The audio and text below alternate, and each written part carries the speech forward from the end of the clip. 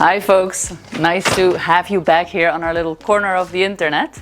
I'm going to use this video to give you a much needed update on what we've been doing these past weeks and months, because if you have been following us, you know that we were in a massive wildfire, and if you haven't, then well, that's what we're dealing with. So this video is to get you up to speed on what we've been doing in the aftermath of an event that you would probably call life-changing, to say the least. So the first few weeks after the wildfire were definitely filled with this incredible sense of disbelief and shock, followed by this immediate urge to just really rebuild quickly and get back on our feet. So we started this crowdfund to help us finance the rebuild, which was really successful, and that did fill us with a lot of positive energy and hope, and actually gave us just a lot of confidence in humanity, because the community really came together, and that was really great. But after that initial wave of gratitude and positivity, reality starts to set in, and the thing that happens, that always happens after something very life-changing happens, which is that the world just keeps on turning, and you've made appointments and you have obligations and you need to just like keep going, which is a very strange sensation.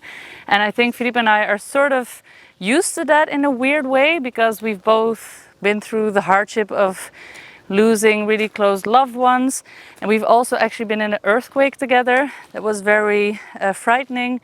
So we're sort of trained in how to deal with that emotion, and I think we're maybe better at it than people maybe that haven't gone through that, or most.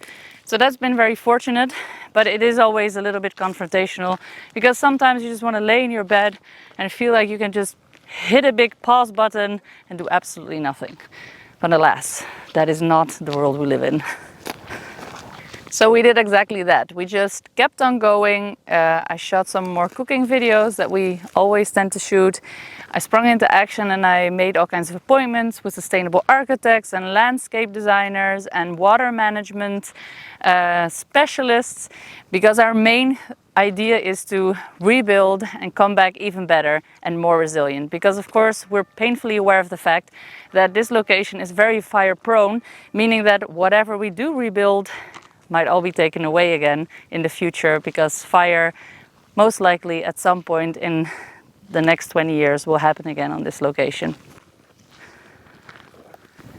And of course, the fire was not the only thing on our minds, because besides this, sad event, we also have something very joyous going on, which is the coming of our baby boy in January. So in between this thread of us trying to figure out what the new farm will look like, we also had to deal with a lot of hospital visits and a lot of coming and going to faraway places, because we live in Castelo Branco, where their healthcare system is not optimal. So that meant driving to Coimbra and all kinds of appointments.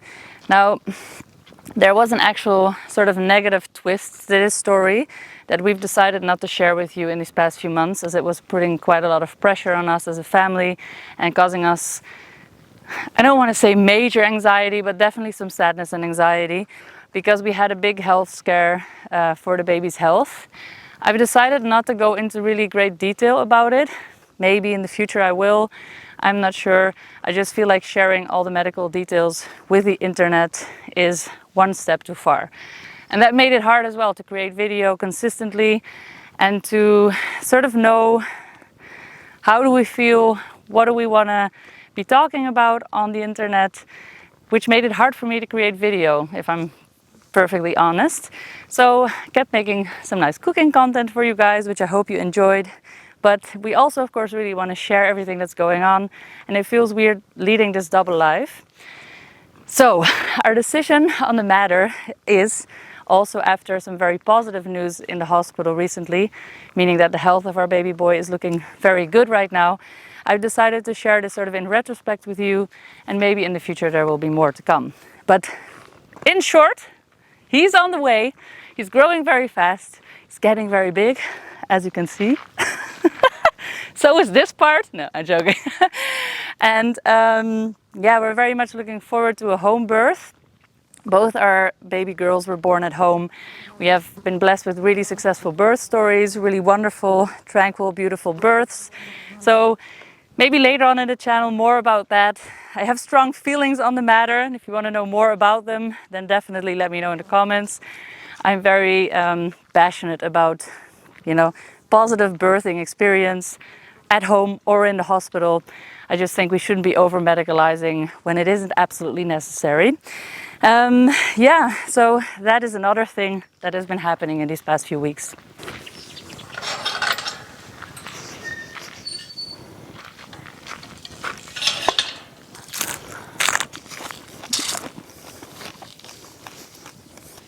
As I'm walking around here, you can probably see in the background that a lot of the farm is looking black and burned down. We lost a lot of olive trees.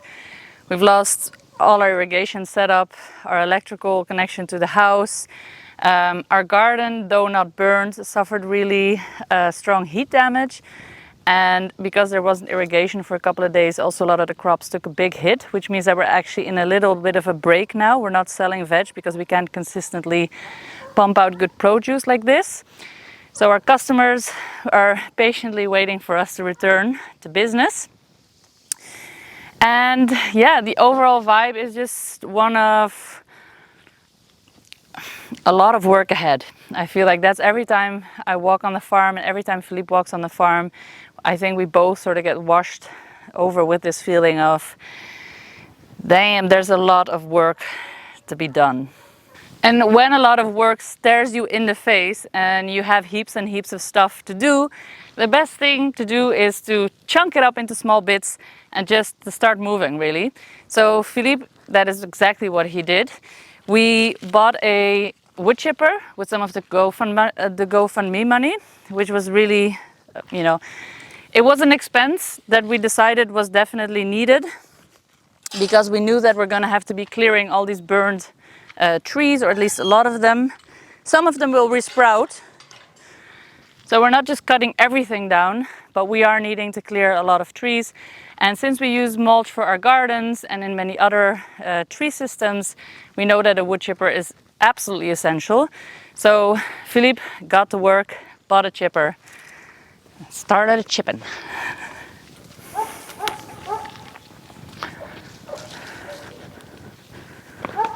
So this is the old test garden, as we used to call it. It unfortunately is no longer. We probably will get it back into action at some point, but all the irrigation burned and also the fencing burned here. So we decided to take it all away and clear it, which was actually the first act as well that was done after the fire with the help of many helping hands of good friends and distant friends and friends we didn't even know were friends yet, who all offered to come and help. So a special shout out to Ilka and Eve for coming over. And yeah, clearing a lot of burnt plastic really is what we had laying around from all the irrigation, a lot of burnt fencing and stuff. So that was the first big act of clearing, which was just picking up trash and bringing it to the trash belt. And after that first wave of clearing, we had help of Filipe's family. His cousin came over with his partner, and they were super, super strong. I have to give credit to them. They were working from like 7 in the morning till 7 in the night. And then the next day they were asking for more. And one of the big jobs that we got done with them was actually to clear the burned down caravan, which was also a hell of a job. They took down so much of the burned fence posts and helped cut wood, move things from one side to the other on the farm. So all in all, really so much good help getting this sort of more organized. Lo and behold, are now unfortunately Bear Hill, which used to be a small pine forest. So this has definitely been one of the most exhausting jobs that has been done since the fire. Filipe and 2 local friends of ours came over, plus Filipe's brother, and then we also had his lovely friend Nelson with Andrea and their daughter. Shout out Nelson and Andrea for the super hard work, and Renato of course as well, and Julian and Arthur. We love you all.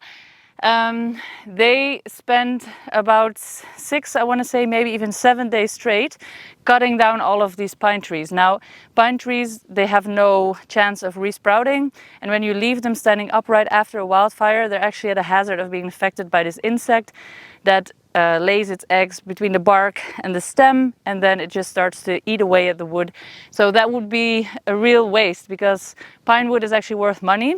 So we decided to take down And it's being dried now by our good friend. At his place he has a sort of a mill, like a wood mill, and so we'll be selling that wood and using that wood for beautiful things like maybe serving plates and all kinds of stuff, but that's more for next year because it first needs to, you know, dry, obviously.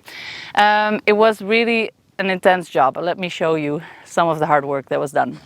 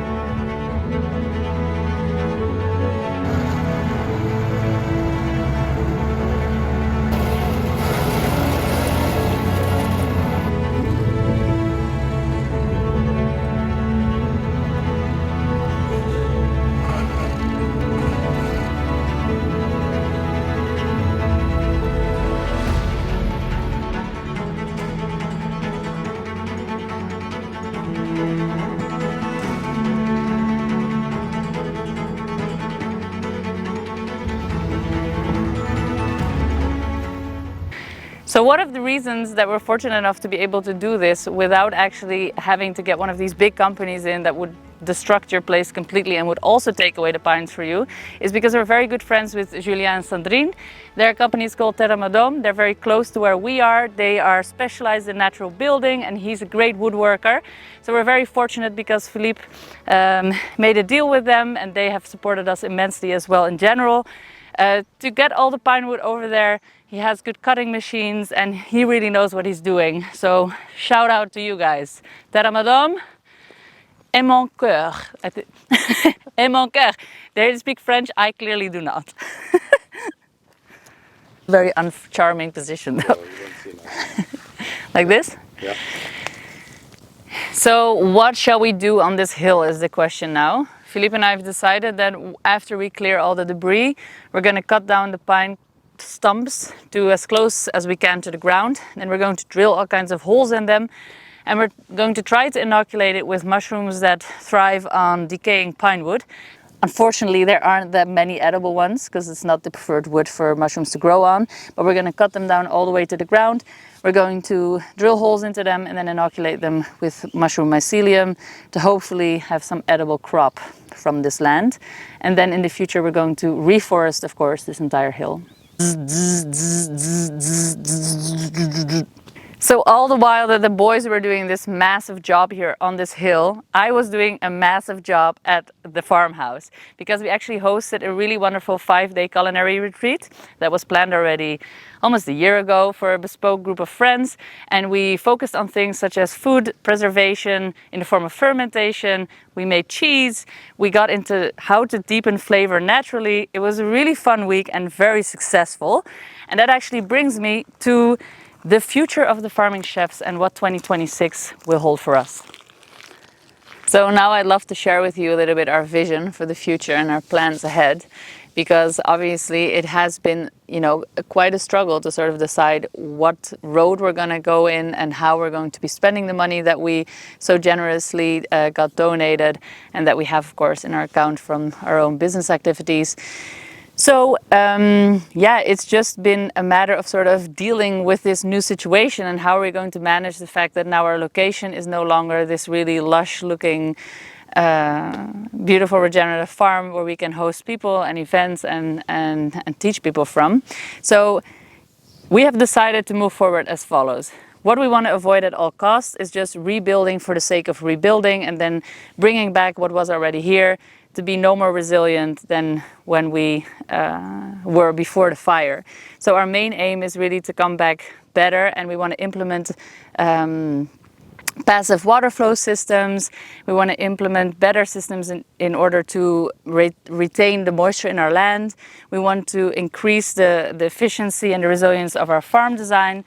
And so that is going to take a little time. And we also really want to implement sustainable architecture into the new plan, where we're going to build places where people can come and stay with us and learn here on site and be a place where other people can come teach. So that's super exciting, and I'm like actually really looking forward to it. But as you can imagine, that's not a plan that is executed overnight. So 2026 is going to be the year in which we keep doing much of what we were doing, but in a slightly different format. So one of the things we'll be doing, as we did before, is making our weekly cooking content, teaching you guys about nutrient-dense food and from-scratch recipes and all of that good stuff, how to preserve the harvest.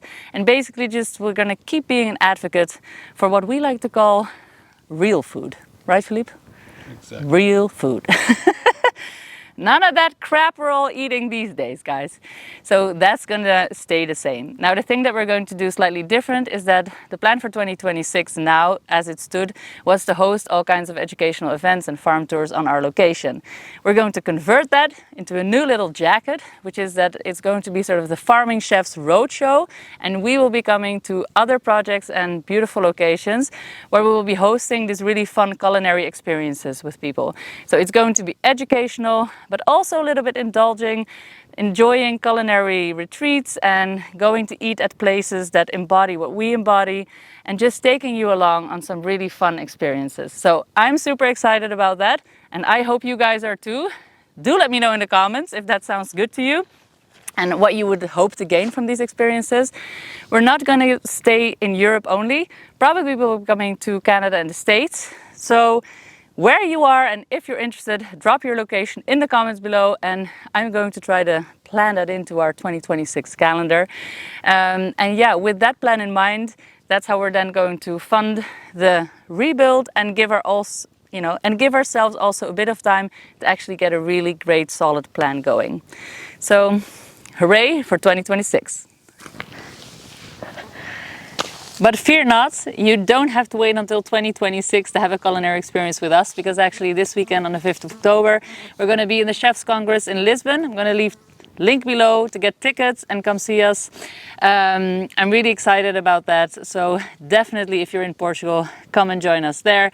And of course, I will see you on the next one. Filipe also wanted to be in this video, but he unfortunately got stung in the eyeball by a massive wasp. So he decided to opt out of this aesthetic venture and he will be in the next video. See you on the next one. The Farming Chefs. Peace out.